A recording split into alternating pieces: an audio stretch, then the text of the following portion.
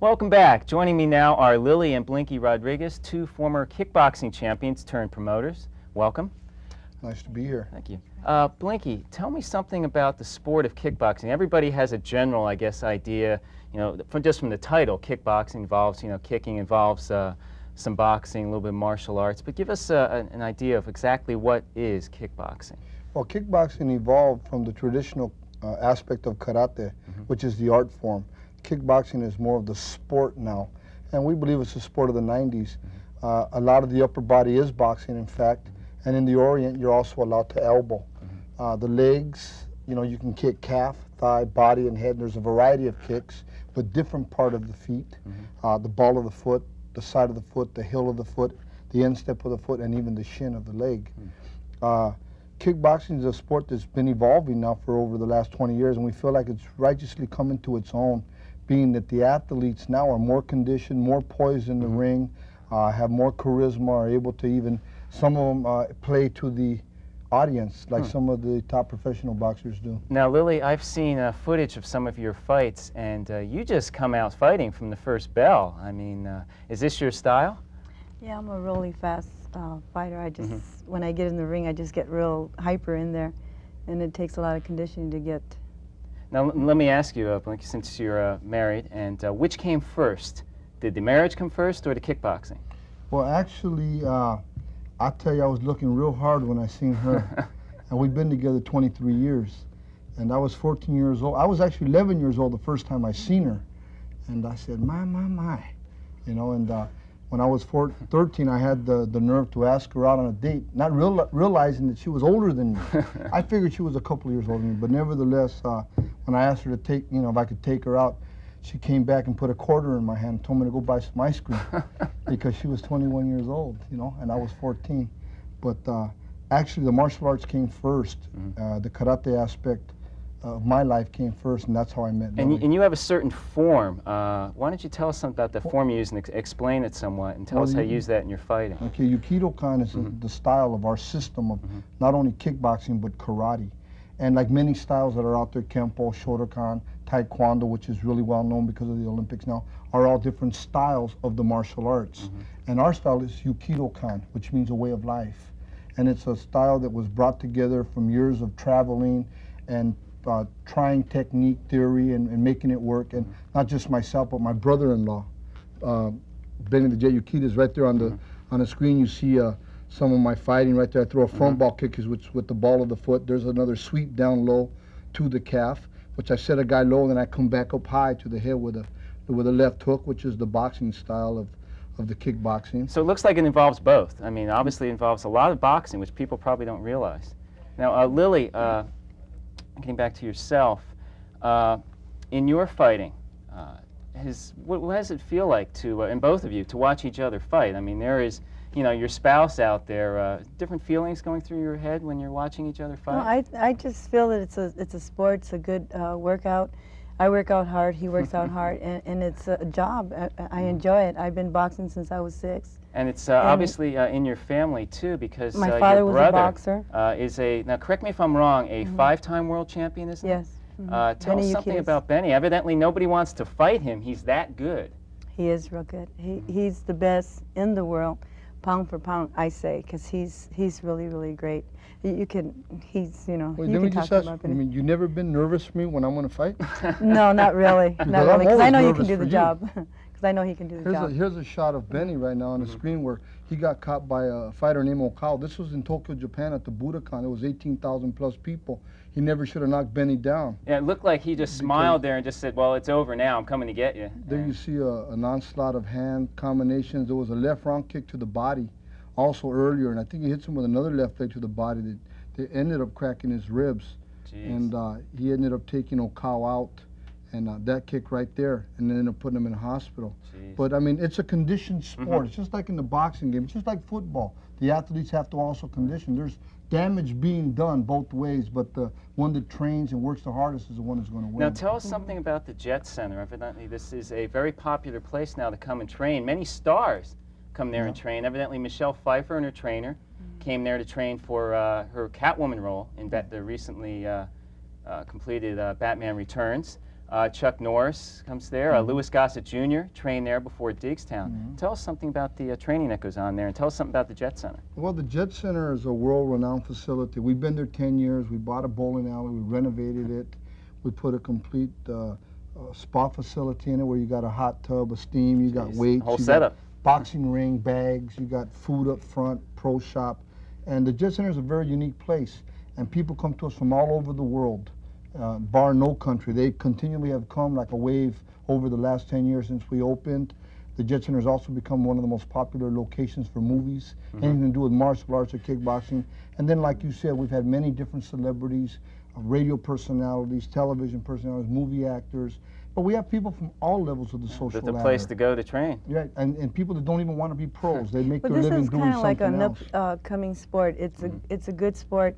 You can do any kind of exercise, but if you do full contact or the boxing, you're getting conditioned and you're learning how to protect And women, yourself. I guess, are even getting into it It's as a getting really workout, big not with the just to get women, into too. kickboxing, but it's evidently a great workout for it, and it's becoming kind of a fad with them now, isn't it?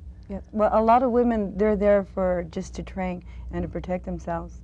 And I have quite a few So women they that get are both fighting in it. too. They get the aerobic It's the workout and a best. great workout, plus they get to be able to, you know, like you said, just protect themselves. But also great another workout. aspect that's real important, and any traditional karate man who's watching this show knows of the discipline, the respect, the humility that we've parlayed over from the actual martial arts over into the kickboxing. Because, like, for example, at the Jet Center, we don't even allow profanity there. Yeah. And like I said earlier, we have people from all levels of the social ladder, from concrete finishers, carpenters, to movie stars. But it's a neutral territory. When you get on the gym floor, it's time to sweat, and it's time to work, and it's time to grunt. So I mean, so there's a balance there. Now, quickly getting into your promoting, which you've both retired now. You're both into promoting. We have a championship fight coming up Sunday, right at the Palladium. Sunday, August Tell us something 23rd. about that, both of you. You know. Hey, I have a girl that I'm training, Carol Acevedo. Mhm. She's training. She's getting ready to fight Sunday, and she's in good shape. She's 129 pounds, and she's ready. You have to come and see her. So Lily She's will great. be in the corner with it, It's good. you know. And So I do train women for fighting full contact. And I want to jump in here real quick and just change pace a little bit. Now, you have a son, or had a son, Sonny, who unfortunately was gunned down in gang warfare. And you're doing a lot of work now with gangs. Just briefly get into that a little bit and explain what you're doing within the community.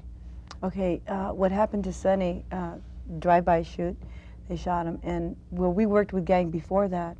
Then after Sonny, we just did it even stronger, working with the kids in the gang, with the parents and the kids, the women that come to me and their kids killed somebody, now they're in for murder, and I deal with those people too. And the women that their kids Well, passed away. Best of luck with that, because everything that's happened, especially with the recent riots, it's great that somebody's out there doing something for that. Maybe they can see another alternative out of can I that. add And something to that? well, we're almost out of Okay, time here, okay, so okay. let me go to a break real quick. But thank you for coming on. I appreciate it. Good luck with the promoting, and especially we'll hope to see Starts you at 3 p.m. 3 p.m. on in the Sunday. Well, afternoon. hopefully everybody will be there. And up next, Ray Bell will be talking to Cliff Frazier, former All-American football player at UCLA and current actor, right after this short break. And we have some good news for you ahead. Yeah, it's about the kind of Californians we'd like to report on. Californians who care. Find out how one man is fighting a good battle against gang violence when Prime 9 News continues.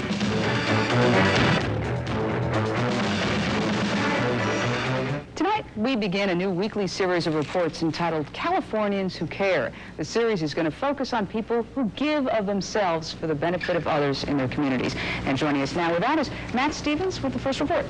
Jane, tonight the story of a man who has turned his grief into something positive. His name is Blinky Rodriguez, and he grew up in the San Fernando-Sylmar area. Rodriguez was married at the age of 14, running with gangs at the same time, but by 18 he was a champion kickboxer with a straight and narrow future. This year, gang violence took one of his 5 children, but what he has done since then will likely save dozens of other children from the same fate. The Jet Center in Van Nuys, co-owner, world champion kickboxer Lilly Urquidez, takes care of business alone now. His brother-in-law, Blinky Rodriguez, hasn't been around much since February 3rd. That day, the streets of San Fernando threw a wild punch that started the toughest fight of his life. 16-year-old Sonny Rodriguez was shot to death as he and 3 friends drove down Borden Avenue. Sonny wasn't in a gang. It didn't matter. They've buried half a dozen kids at Mission Cemetery this year, kids who, like Sonny, got in the way of nameless bullets. Blinky Rodriguez doesn't visit the grave often. He starts thinking too much about it, about how awful it is to see one of your children die, about what he could have done to prevent it. But he never thinks about revenge, and he never thinks about rolling over. The good fighters don't. Between him and my sister, they got a lot of faith, and that's all they have to believe in, you know, that there is a better way. I can make it, you can make it. Blinky spends most of his time now working with kids. He is a deeply religious man who knows that God and the Bible have been a weak hustle with teenagers for a long time. So he uses his street smarts and his reputation as a champion boxer and his faith to reach them. These kids are smart. These kids they got street savvy. They know who's real and who ain't real. They pull your covers up quick. I'm not nobody special above anybody else. I'm just one that'll say, count me in. You know, count me in. These kids are hurting. The generation that is coming underneath us is devastated. He's out on the street, getting these kids from the street that have no direction, have no self-esteem, don't care about life, don't care about themselves. He's become a Pied Piper. And all these kids are following him. Because see, these kids understand strength. At least one night a week, Rodriguez opens his home to dozens of Valley kids, anyone who wants to change, to hear about a better way, anyone who just wants to talk. He also works for the Victory Outreach Center in the Valley, and he invites anyone who wants to help to call him there. Sharing James. Police ever find the criminal? Yes, they have, and as a matter of fact, Blinky will be in court tomorrow. There's a preliminary hearing, and he'll be there to give his support and to try to testify. They have arrested 3 people in the case. Are they young people, the type of people that he's trying to save? Teenagers who were involved in a gang. Well, let's hope he saves some more.